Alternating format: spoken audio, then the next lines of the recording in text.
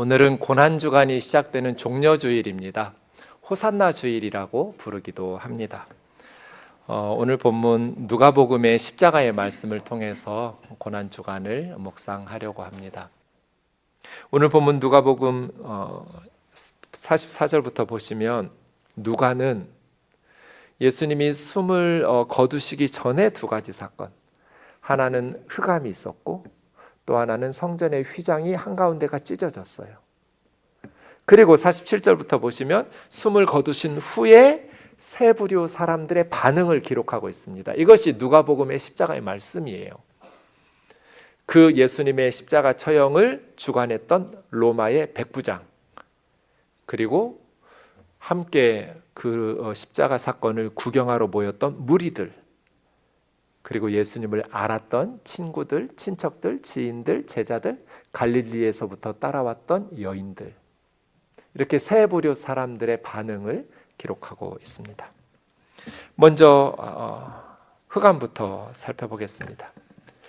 제6시면 지금으로 하면 정오입니다. 더하기 6 하면 돼요. 정오는 가장 밝을 때예요. 그런데 정오에서부터 제9시 오후 3시경까지 가장 밝아야 될 대낮에 갑자기 해가 빛을 잇고 온 땅에 어둠이 임했습니다. 이것이 무엇을 의미할까요? 이미 주님은 22장 53절에서 말씀하셨어요.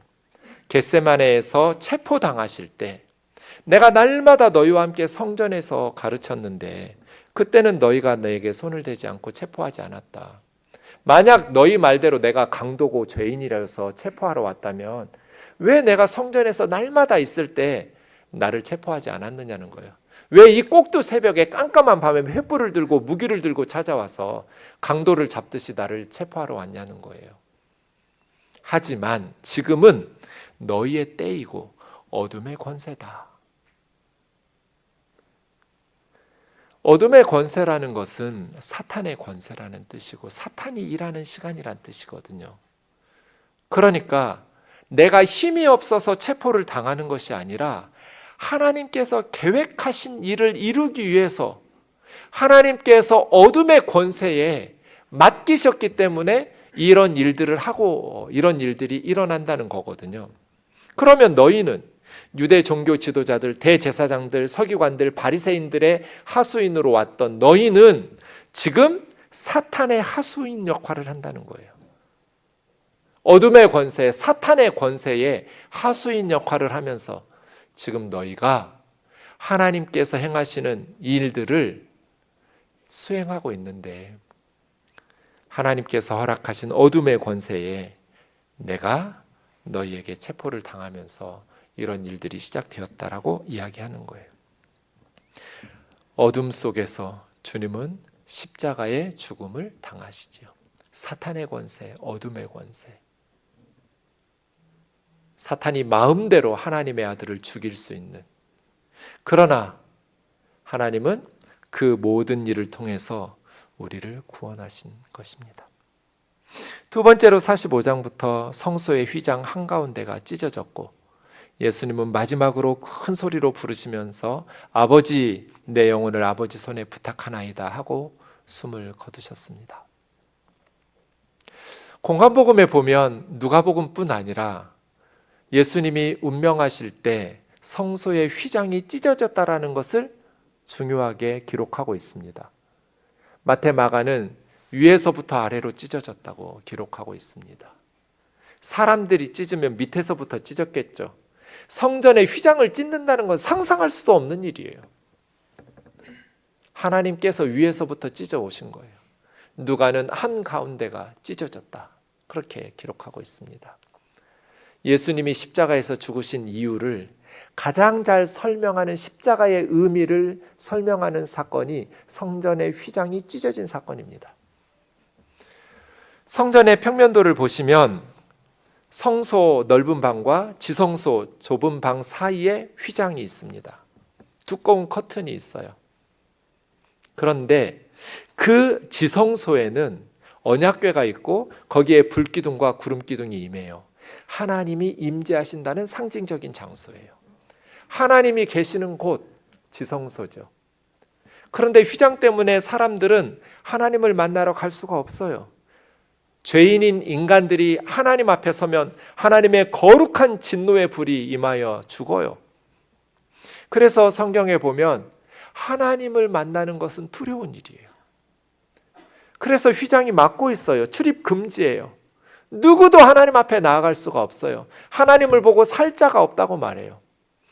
1년에 딱 한 번 7월 10일 대속죄일에만 대제사장 한 사람이 휘장 안으로 지성소로 들어갑니다. 그때 짐승의 피를 들고 가요.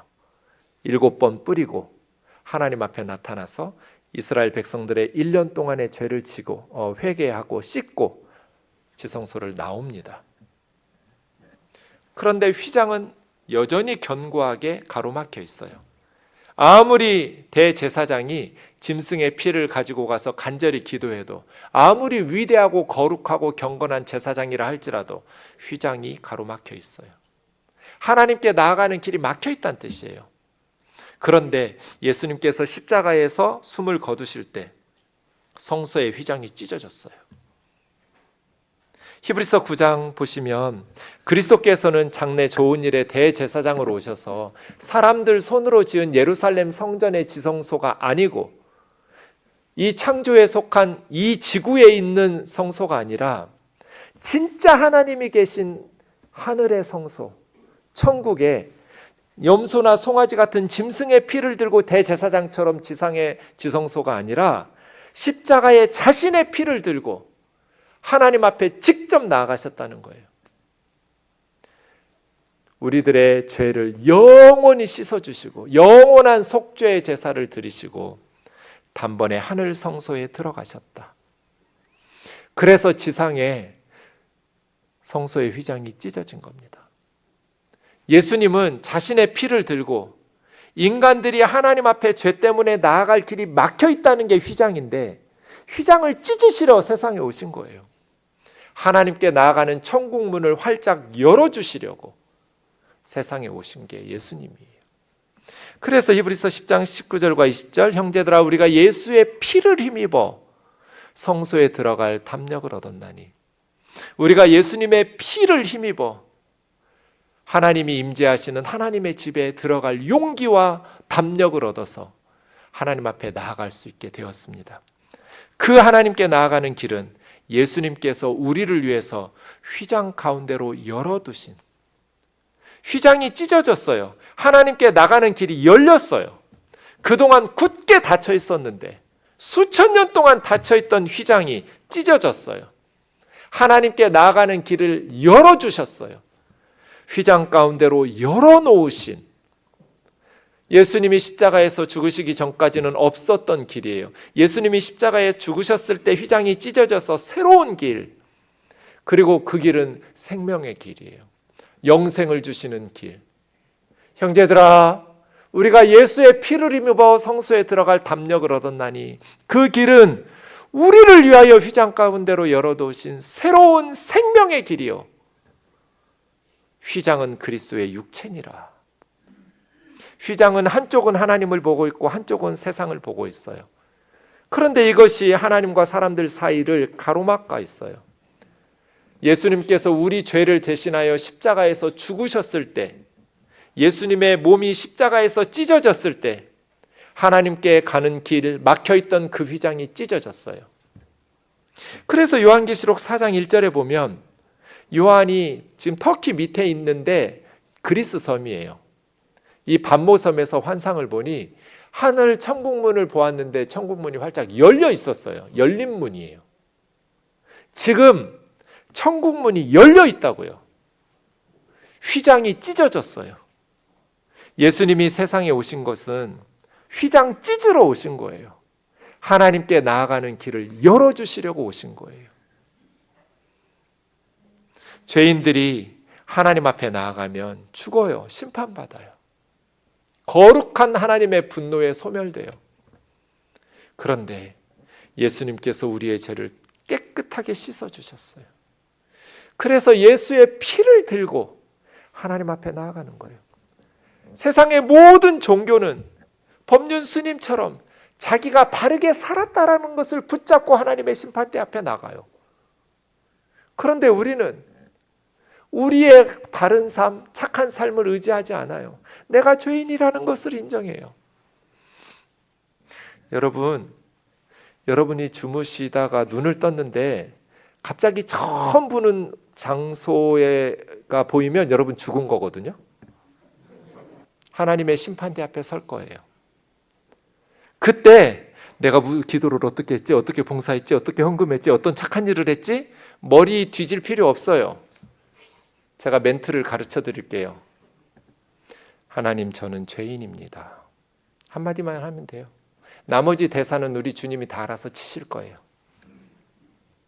나는 죄인입니다. 여러분 걱정할 필요 없습니다. 지금 바르게만 살면 지옥이 있어도 안 가고 극락으로 갈 테니까 염려하시지 마세요. 아니요. 틀린 말 아니고 맞는 말인데 우리가 바르게 살지 못한다는 게 문제예요. 그래서 우리는 예수의 피를 힘입어 하나님의 보좌 앞으로 나아가요. 성서의 휘장이 찢어졌어요. 찢어진 휘장이 무엇을 의미합니까? 예수님 그거 하러 십자가에 매달린 거예요. 어둠의 권세에 자신의 몸을 맡긴 거예요. 휘장 찢으려고, 하나님께 나아가는 천국문을 열어주시려고. 그래서 요한이 보니 하늘에 천국문이 열려 있더라. 천국문이 열려 있어요. 이 땅의 모든 사람들에게 천국문이 열려 있어요. 그런데 영원히 열려 있지 않아요. 그 사람 죽으면 닫힐 거예요. 그땐 너무 늦어요. 주님 재림하시면 닫힐 거예요. 그때부터 믿으려고 하면 너무 늦어요. 지금이에요. 지금 구원받을 때예요. 지금 예수님 믿을 때예요. 십자가의 모든 사건을 주관했던 백부장이 되어진 일을 보고 이 사람은 정령 의인이었도다. 초대교회 문헌에 보면 이 백부장의 이름은 롱지너스라는 사람이에요. 누가복음에 하면 첫 번째로 하나님께 영광 돌린 이방인이에요. 100명의 부활을 거느리는 사람이어서 백부장이에요. 마태복음에 보면 이 백부장은 예수님을 향해서 정녕 하나님의 아들이었도다 라고 고백했어요. 백부장은 무엇을 보았을까요? 이 사람은 많은 사형을 집행한 사람일 거예요. 예수님의 십자가 사건이 유일하거나 처음이지 않을 것 같아요. 로마의 군대의 핵심 전력이 백부장들이거든요. 이 사람들은 현장에서 경험을 많이 쌓은 사람들이 백부장이 돼요. 롱지너스는 수많은 십자가에 처형된 사람들을 보았을 거예요. 그런데 예수는 달랐어요. 자연현상이 일어났어요. 대낮에 해가 빛을 잇고 어두워졌어요. 지진이 일어나기도 했어요. 무엇보다도 인상적인 것은 십자가에서 죽음을 맞이하시는 예수님의 평온한 모습이에요. 누가는 예수님의 십자가의 모습이 너무나 평온했다라고 기록해요. 예수님은 십자가 위에서 자기를 향해서 조롱하고 잔인하게 비아냥거리는, 하나님의 아들이라며 네가 메시아라며 내려와라, 내려오면 우리가 믿어주겠다, 머리를 흔들면서 쯧쯧거리면서 비난하고 욕하고 조롱하는 사람들을 향해서 기도했어요. 하나님, 저들의 죄를 용서해 주십시오. 자기들이 무슨 일을 하고 있는지를 모르고 저렇게 죄를 짓고 있는데 그들의 죄를 용서해 달라고, 저들에게 돌리지 말아 달라고 기도해요. 누구보다도 가까이서 백부장이 예수님의 기도를 들었어요. 강도 하나는 욕하고 있는데 한쪽 강도는 우리는 마땅히 처벌받아 죽어 마땅한 죄인들이지만 예수님은 다르다. 예수님, 나 좀 기억해 주세요. 네가 오늘 나와 함께 낙원에 이를 것이다. 백부장이 들었어요. 그 모습을 보면서 백부장은 이 사람은 죄가 없다. 그동안 내가 처형시켰던 수많은 사형수들과 달라요. 정녕 의인이었도다. 하나님의 아들이었구나. 두 번째는 무리들입니다. 구경하러 모인 무리들이 있었습니다. 이 사람들은 가슴을 치면서 돌아갔다고 그랬습니다. 후회하면서 회개하면서. 왜요? 날마다 성전에서 예수님의 설교를 들었거든요. 따뜻한 예수님의 사랑을 받았거든요. 병자들을 고쳐주시고 귀신들을 축사하시면서 그들을 회복시켜 주신 은혜를 누구보다도 많이 누렸던 유대인들이에요. 그런데 유대 종교 지도자들의 말에 미혹을 당해가지고 군중 심리에 휩쓸려서 예수를 죽이라고 십자가에 못 박으라고 외쳤어요. 자기들이 죽였어요. 그런데 된 일을 보았어요. 지진이 일어나고 한낮에 어두움이 임하고, 그런데 예수님은 너무나 평온하게 십자가에서 기도하고 죽어가는 모습을 보면서 가슴을 치며 돌아간 사람들. 마지막 세 번째 부류는 예수님을 아는 자들, 갈릴리에서부터 따라왔던 여인들. 그들은 혹시라도 자기들에게 위험한 일이 닥칠까 봐 두려워서 멀리 서서 구경하고 있었어요. 백부장도, 무리들도, 예수님의 지인들, 예수님의 제자들, 예수님을 따르던 자들도 각각 자기들의 역할을 수행했어요. 그런데 하나님도 하나님의 역할을 수행하셨고 예수님은 예수님의 역할을 수행하셨어요. 왜? 우리 때문에. 우리는 어떻게 살아야 될까요? 십자가의 말씀을 들을 때마다 어떻게 살아야 될까? 하나님의 은혜를 무엇으로 보답해야 될까? 고민스럽습니다. 첫 번째는 예수님을 사랑하는 겁니다. 바울은 고린도전서 16장에서 주를 사랑하지 아니하는 자는 저주를 받을 거라고 이야기합니다. 예수님이 왜 십자가에서 죽으셨을까요? 우리를 사랑했기 때문이죠. 저와 여러분을 사랑하셨기 때문에 주님은 죽으신 거예요. 그럼 우리는 어떻게 보답해야 될까요? 사랑으로 보답해야죠. 주님을 사랑해야죠. 우리가 무엇으로, 어떤 돈으로, 어떤 봉사로 십자가의 사랑을 보답할 수 있겠어요? 주님을 사랑하는 것으로. 우리도 주님을 사랑해야죠. 주님이 우리를 사랑하셔서 죽기까지 자신의 생명을 바치셨는데 우리도 주님을 그렇게 사랑해야죠. 그렇게 주님을 사랑하고 십자가의 복음을 믿고 천국 가면 될까요? 그렇지 않습니다. 그게 다가 아니에요. 제가 주보 칼럼에 쓴 일부 내용을 읽겠습니다. 예수님은 자기 십자가를 지고 나를 따르라 라고 말씀하셨습니다. 십자가는 믿고 구원을 받을 뿐 아니라 지고 따라야 합니다. 우리는 십자가에 못 박히신 그리스도를 닮아가는 삶을 살아야 합니다. 십자가는 다른 사람 살리기 위해서 내가 죽는 것입니다. 마땅히 우리가 권리를 주장하고 누릴 수 있지만 타인을 위해서 기꺼이 권리를 포기하면서 사는 것, 모두 다 자신의 권리만 주장하는 이 세상에서 기꺼이 권리를 포기하는 삶을 통해 세상을 아름답게 만들어가는 것, 그것이 십자가를 지고 주님을 따르는 것입니다. 십자가는 우리가 믿고 구원받고 천국 가는 것이 끝이 아닙니다. 예수님만 죽어서는 안 됩니다. 우리도 십자가에서 죽어야 돼요. 내가 그리스도와 함께 십자가에 못 박혔나니 그런즉 이제는 내가 산 것이 아니다. 그리스도인들은 사도 바울처럼 십자가에서 그리스도와 함께 죽어야 돼요. 세상에 대해서 죽어야 되고 욕망에 대해서 죽어야 되고 자아에 대해서 죽어야 돼요. 그리스도와 함께 십자가에서 죽어야 돼요. 하나님은 십자가를 통해서 새로운 삶의 방식을 우리에게 제시하셨어요. 예수 그리스도의 삶의 방식 말이에요. 십자가의 삶의 방식 말이에요. 내가 살기 위해서 남을 죽이고 탐욕을 부리기 위해서 많이 쌓아두는 삶이 아니라 남을 살리기 위해서 기꺼이 주장하고 누릴 수 있지만 권리를 포기하고 다른 사람들을 살리기 위해서 내가 희생하는 삶 말이에요.